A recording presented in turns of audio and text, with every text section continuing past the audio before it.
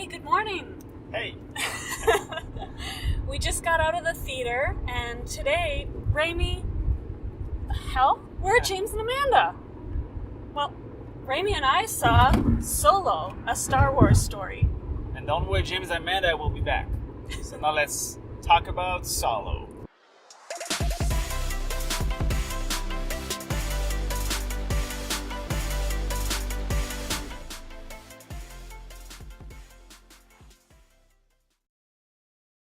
So yeah, today it was a little strange. We walked into the theater and there was like nobody there. Yeah, there were maybe 10 people? Even in the parking lot it was really empty. I don't know what people were doing. Well, it is Memorial Day weekend, so perhaps people have plans, and it's a beautiful day. It is a beautiful day, and it was a matinee, but I still feel like very few people went to the theaters, and I'm wondering, is that going to really preface how well Solo will do in the theaters? I don't know. I mean, I keep seeing every day people going to Deadpool. That's true. And nobody showed up for Solo, so... Deadpool's knocking it out of the park. Yeah, it's really getting good. So, I don't know, maybe... I don't know if it's the critics, because the critics were actually quite bad about Solo. I remember seeing the trailer and getting excited, and I am not a huge Star Wars fan, and that trailer got me excited, and then I saw the critics, and I was wondering what went wrong. Yeah, Rotten Tomatoes was really rather harsh on it. What was overall. it, like 70%? 71%? Yeah, 70, 60%. Yeah. So anyways, what were your overall impressions? Overall impressions? Well, I would say 2 words. Forgettable and bland. And I think that's actually because there has been so much drama around that movie. I mean, Disney or LucasArts, same company now, and we fired the 2 directors like 4 months into the production. I think it was Phil Lord and Chris Miller, I want to say. And Ron Howard was brought into the team, into the project, and he reshot 70% of the scenes, and so I think that must have caused some issues with the movie. It's not necessarily issues, because honestly, for coming onto a project that has been shot and having to reshoot a bunch of things, the movie is actually really cohesive. It's one storyline. It doesn't feel like anything is really out of place. So yeah, it doesn't feel pieced together. Yeah, kudos on Ron Howard for that, but the result is really bland. So I don't know if they had to cut anything that was too ambitious, given the timeline that we're working with, since they suddenly were a few months behind after that. I really don't know, but the storyline is really nothing special. No, but I feel like I did learn quite a bit throughout it. Like, I am not a Star Wars person by any means, and now I understand like where Solo came from and Han Solo's name. I understand a little bit more of the backstory. I feel connected to him. Like, I feel like he's an approachable, nice guy. Character, yeah. I mean, that's actually one of the redeeming qualities of the movie. It actually hit on the few points that it had to hit on. For example, how the relationship with Chewbacca started. You'll see it in Solo. Yeah. How did they get their hands on the Millennium Falcon? You'll see it in Solo.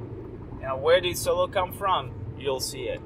It's just the overall plot was really not interesting. Well, I don't know if that's totally true, because in most of the Star Wars films, like, I sleep through 80% of it, and there's just this emphasis on all of the politics and the universe and this spacey thing. Like, if you're not into outer space and being able to project yourself into another galaxy, another world, like, you just get lost in all the hoopla. And here it felt real, it felt relatable, right down to the color correction that they use. Like, I don't know, the depiction of these different places, I feel like that's a place I could go see, that I want to go see. So, you're saying the universe seems more real to you? Yeah. Okay, I can buy that.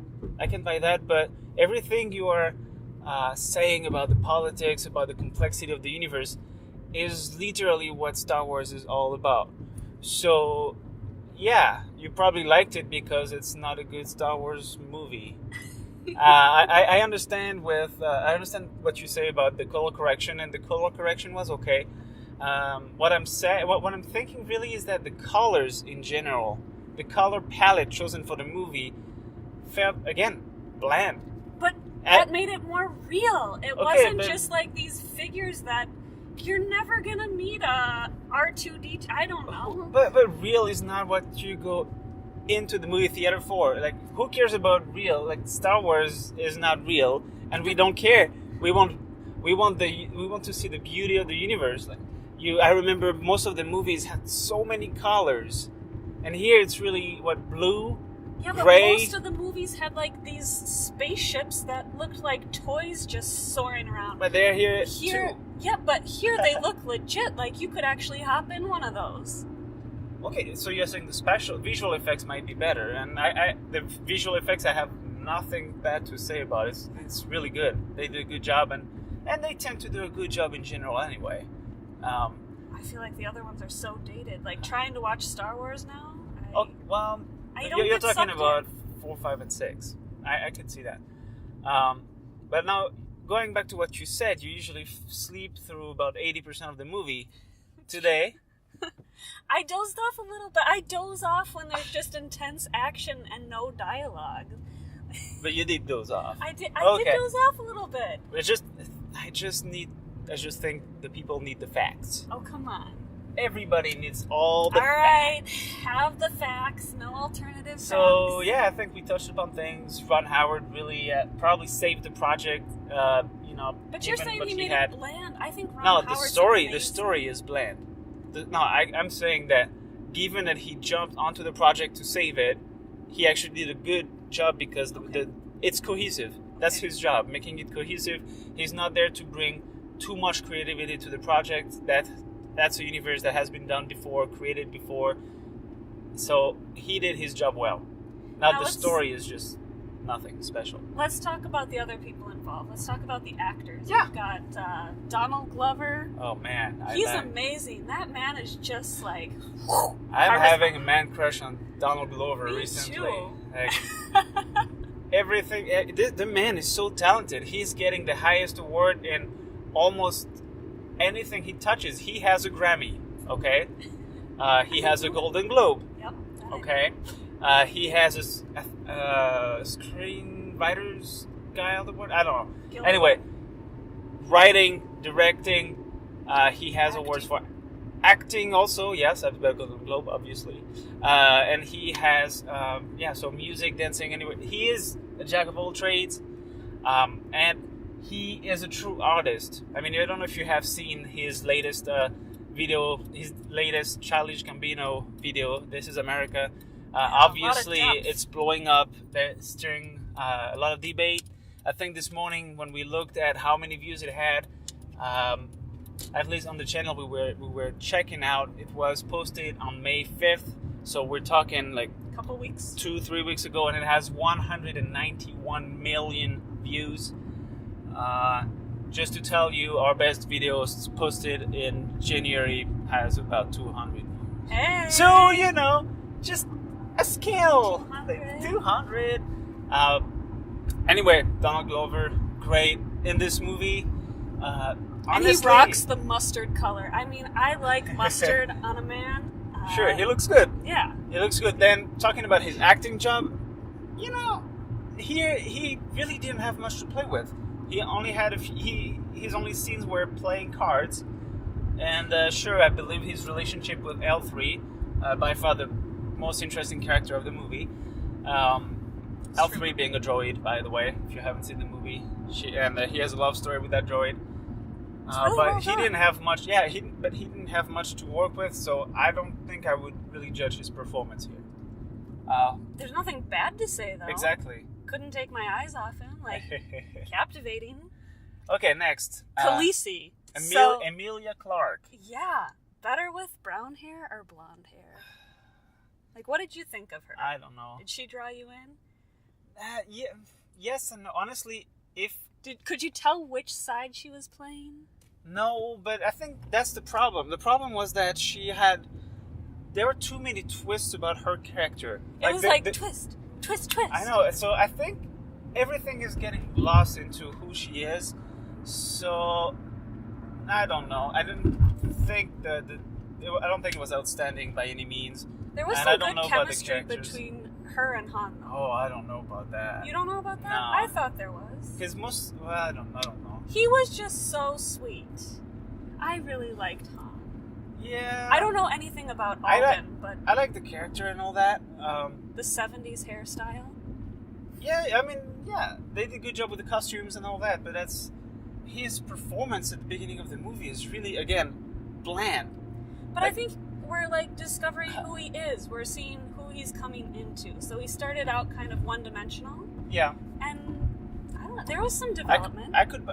That's what I was gonna say. He started really bland, and then I could see the true Han Solo coming around. Yeah. So in that sense, I guess he did a decent job. It's just at first I just didn't see it because, sorry Harrison Ford, but he looked a lot better than you. He was too much of a pretty boy. Yeah, at he's first, kind of a pretty boy. Too bland. But in the end, you got the smirky. He started being Han Solo. So I guess all in all, he did a good job. I'd say so. Yeah, he grew into it. Who do we have? Woody Harrelson? Woody Harrelson, yeah. I always like him. He's just so Woody Harrelson. I mean, I don't know what else there is to say about that. He knocks it out of the park, but he is so him. Yeah. Yeah. And I hope you understand what I mean by that. He is really so him. Hashtag so him. Hashtag so him. Anything else? Well, there weren't as many. I mean, there were droids, there were robots and such, but I didn't feel like there were as many unbelievable characters, you know? I wanted to see a little Jar Jar Binks in there. Oh, that would have been nice. And everybody just tuned off the video. The most hated character in Star Wars history. But you know what? He's kind of cute. He's kind of cute. Anyway, I think so. Yeah, I think I can go into the ratings. Well, let's hear yours first. I'm gonna go with 2.5. Damn it. 2.5 because again, forgettable. It did its job at working through the history of Han Solo, I guess. But really no depth. It seemed like they tried to add some depth with L3. She has a couple zingers. At some point, Donald Glover's character Orlando asks L3 her what do you need, and she says equal rights or equality or something. But it's just thrown there. Statement on society. Yeah, I mean, there's really nothing. It's not really a topic that's really developed in there. So 2.5. Well, that's what I was going to give it. So just to be contrary, I'm going to go 2.75 because in the grand scheme of Star Wars films, I really did enjoy this more than the others. So you can hate me for that. You can disagree. But it's Memorial Day and it is hot as hell. It's really hot. So we're going to go jump in the pool. You guys have a wonderful day. Weekend, whatevs. Whatever you're celebrating or not celebrating. And we're going to see you next week. We've got some more original content coming your way. Please like the video or dislike the video. Leave a comment. Subscribe. Say something. We don't bite. We don't bite. We'd love to hear from you. All right. But we'll see you next week. Bye. Bye.